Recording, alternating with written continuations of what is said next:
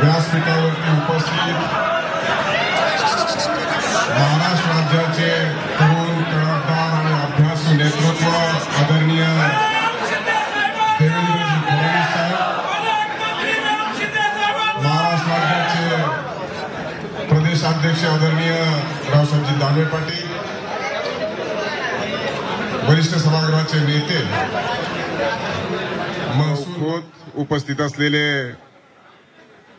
भारतीय जनता पार्टीचे जिल्ह्याचे अध्यक्ष प्राध्यापक भानुदासजी बेरड, त्याचबरोबर उपस्थित असलेले आमदार शिवाजीराव कर्डिले, मोनिकाताई राजळे, स्नेहलताई कोहले, बाळासाहेबजी मुरकुटे, माजी आमदार बबनरावजी पाचपुते, आबाईजी आगरकर, राहुलजी कुल, राजजी पुरोहित, महाराष्ट्र राज्याचे भारतीय जनता पार्टीचे महामंत्री आमदार सुजितसिंह ठाकूर, उपस्थित असलेले सर्व कार्यकर्ते बंधूंनो आणि भगिनींनो आणि वाहिन्यांचे आणि प्रेस मीडियाचे सर्व प्रतिनिधी, आज डॉक्टर सुजय राधाकृष्ण विखे पाटील यांचा प्रवेश माननीय मुख्यमंत्री महोदयांच्या उपस्थितीत आणि प्रदेशाध्यक्षांच्या हस्ते हा झालेला आहे. मला वाटतं सुजय विखेंनी भाषण करत असताना घोषणा द्यायला जरा वेळ लागेल असं जे नमूद केलं, तर निश्चित स्वरूपामध्ये माननीय मुख्यमंत्री प्रदेशाध्यक्ष यांच्या नेतृत्वाखाली भूकंप सुजितसिंह ठाकूरनी सांगितल्याप्रमाणे आता नगर जिल्ह्यात झालेला आहे. त्याचा पॉइंट हा नगर जिल्ह्यात आहे आणि तो किती रिश्टर स्केलचा आहे त्याच्या वेव्ज या 48 मतदारसंघापर्यंत निश्चित स्वरूपामध्ये पोहोचल्याशिवाय राहणार नाही.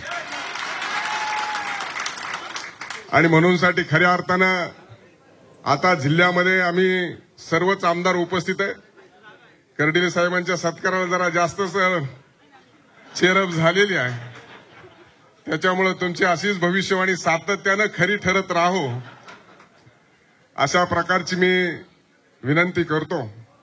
सुजय विखेंनी अतिशय खुल्या दिलानं जे जे मान्य केलं ते निश्चित स्वरूपामध्ये एक पार्टी, पक्ष, व्यक्ती आणि निवडणुकीला सामोरं जाण्याच्या भूमिकेमध्ये गेल्या वर्ष दीड वर्षाच्या कालखंडामध्ये जी भूमिका घेतली ती निश्चित स्वरूपामध्ये जसं आपल्याला निवडणुकीमध्ये आपल्याला घोषणा द्यायला थोडं अडचणीचं जाते तसं काही काळजी करू नका. आम्ही व्यासपीठावर भारतीय जनता पार्टीचे सगळे नेते उपस्थित आहेत.